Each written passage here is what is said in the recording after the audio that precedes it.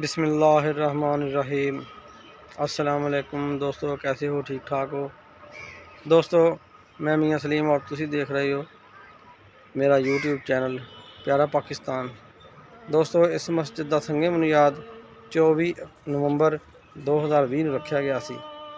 दोस्तों, ਅੱਜ 23 ਨਵੰਬਰ 2021 है। एक साल ਦੇ ਵਿੱਚ ਇਸ ਮਸਜਿਦ ਦਾ ਜਿੰਨਾ ਹਿੱਸਾ ਕੰਪਲੀਟ ਹੋਇਆ ਤੇ अल्लाह ताला ने मेहरबानी की, कोई काम 90% तो भी ज़्यादा हो चुके हैं और कुछ 10% काम जो बाकी वो भी अल्लाह ताला ने कर देना। दोस्तों, आओ तुहानू मैं तफसील ना इहदा बारे यह दोस्तों तुहानू इहदे वाशरूम नज़र आ रहे हैं। वज़ू की जगह बनी एल शेप और दोस्तों यह पंप लग्या हुआ नज़र आ रहा तो ये नाल यह साइड की बाउंड्री है तुहानू नज़र बरामदा नज़र आ रहा है। अगली साइड ते फ्रंट ते बरामदा ते दोस्तों और ये बरामदा नज़र आ रहा सामने। और देखो तुम इधर दरवाजे सारे टोटली शीशा इस्तेमाल किया गया और थोड़ा बहुत एलुमिनियम है, बाकी शीशा इस्तेमाल किया गया मैक्सीमम। तो ये साइड से विंडो भी दोस्तों इस मस्जिद जी एक तो हाइट काफ़ी माशाल्लाह इसकी, दूसरा ये वेंटिलेशन का इंतज़ाम काफ़ी ज़्यादा है। यह देखो दोस्तों ये दरवाजे टोटल शीशा इस्तेमाल किया गया है। हम असीं बरामदे खड़े हैं, हम तुहानू अंदर लैके जाने हैं, अंदर मेन हाल भी दिखाने हैं कैसा बनया दोस्तों। यह दरवाजे जो अंदर आ गए असीं और देखो तुहानू अंदर शीशे दरवाजे की रोशनी अंदर आती नज़र आ रही है। तो इस तो बाद विंडो नज़र आ रही है और यह वेंटिलेशन नज़र आ रही विंडो और सामने मेहराब नज़र आया दोस्तों।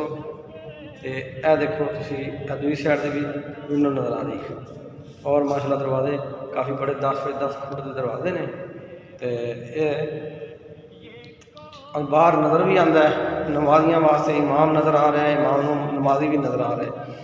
तो इस काफ़ी हाल बड़ा हो जाता है दोस्तों। यह देखो ये पखे भी तकरीबन अद्धे क लग गए हैं तो बाकी अल्लाह तो पाक होर दे देगा, वो भी लग जाएंगे इंशाल्लाह।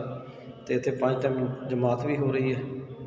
तो यह मस्जिद जी है ना मदीना मस्जिद, ये माशाल्लाह यदी एक होर खासियत है कि इस दी दीवारां जड़ियां ने वो बड़ियां मजबूत ने। वो माशाल्लाह 13 इंच की दीवार है। यह देखोगे ये 13 इंच की दीवार नज़र आ रही है। ये वरना नहीं तो छोटियां दीवारां भी होंदियां ऐसा और काफ़ी मजबूत है। तो इस काफ़ी मेहनत थले भी पत्थर लाया गया है।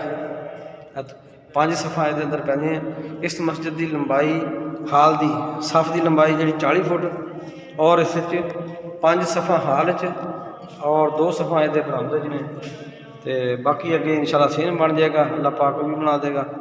तो माशाल्लाह काफ़ी हवादार मस्जिद है, गर्मी के मौसम खसूसी तौर पर और सर्दियों भी धुप वगैरह भी आ रही है। यह तुम देखोगे तो सूरज की चमकार पै रही, यह देखो अंदर लाइट आ रही है सूरज की तो नज़र आ रही है, धुप अंदर आ रही है। मौसम के लिहाज माशाल्लाह बड़ी फिट मस्जिद है दोस्तों। अगली गल है कि इस मस्जिद के आके नमाज पढ़ने का बड़ा सुकून मिलता है।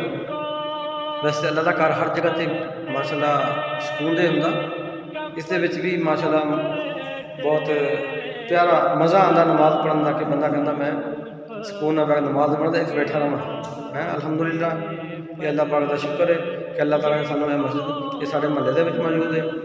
तो 1 साल के काम होया, बाकी इंशाल्लाह काम जारी है। तो दोस्तों बस कैसी लगी वीडियो तो सानू कमेंट करके जरूर दस्या जे। तो बाकी जिसने अजे तक चैनल को सबसक्राइब नहीं किया वो मेरे चैनल को सबसक्राइब करो, तो वीडियो को लाइक करो, शेयर करो और कमेंट्स में दसो कि माशाल्लाह मस्जिद तुहानू क्या पसंद आई, कैसी लगी और वीडियो कैसी लगी।